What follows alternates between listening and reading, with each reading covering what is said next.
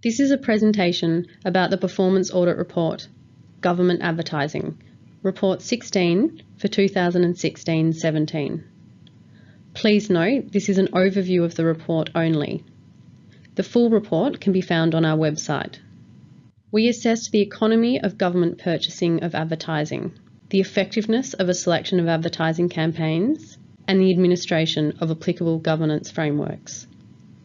We did this by evaluating how well the Department of the Premier and Cabinet administers and approves government advertising, examining the monitoring and reporting of government advertising, and examining how well departments assess the effectiveness of government advertising campaigns. Queensland government departments must adhere to the Government Advertising and Communication Committee process when undertaking major campaign advertising.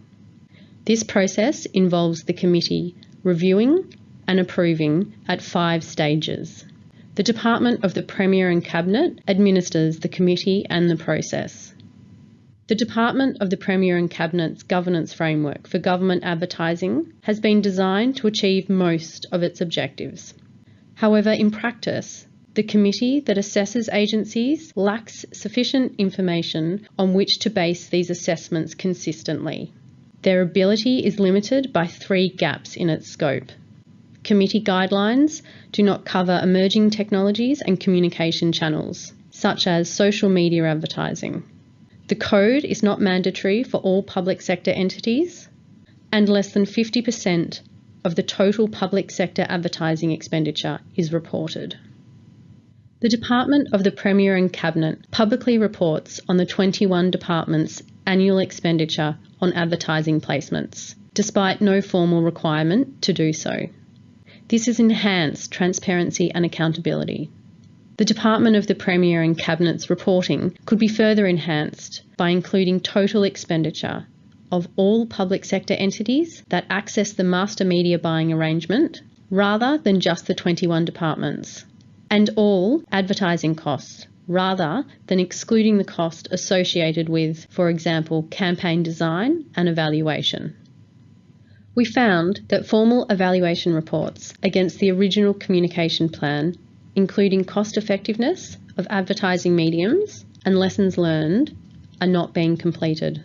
These reports would improve the assessment of campaign effectiveness and provide insights for future advertising and communication activities. We found that one department had an evaluation report template that could be used to facilitate this type of analysis. We found departments provide adherence to the Advertising Code of Conduct at an impractical point of the approval process. Both the committee and departments could be more effective in applying the advertising review and approval process. Since the audit, one department has implemented formal confirmation procedures at an appropriate time in the campaign creation process. We made 4 recommendations to help the Department of the Premier and Cabinet to strengthen the independence and oversight role of the Government Advertising and Communication Committee, and to enhance public reporting of advertising and communication activities.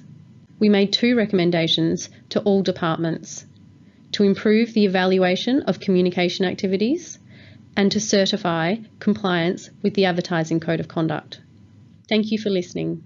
We trust this presentation has been of value. For more information on the issues, opportunities and recommendations highlighted in this summary presentation, please see the full report, Government Advertising, on our website under Reports and Resources at qao.qld.gov.au.